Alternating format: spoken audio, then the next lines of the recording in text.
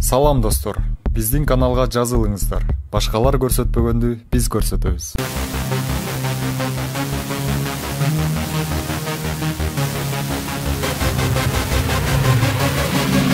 Милиция кызматкерлери жеке ишкер Гуфур Абдурахиманды уурдап кетип, өлтүрүп, кылмышка шектүү адамдарды кармады. Бул тууралуу Бишкек ШИИБинин билдиришти. Маалым болгондой, шектүүлөр Свердлов РИИБинин криминалдык милиция кызматынын кызматкерлери Сосновка постунан уурдалган BMW X5 үлгүсүндөгү автоунаасын башкарып бара жатканда колго түшүрүшкөн. Кылмышка шектелип, Нарын облусунун 1964-жылы туулган КЭ аттуу тургуну, Бишкек шаарынын 1990-жылы туулган ШУ аттуу тургуну, Ысык Көл облусунун 1990-жылы туулган БК аттуу тургуну жана Казакстандын 1986-жылы туулган ДВ аттуу жараны кармалган.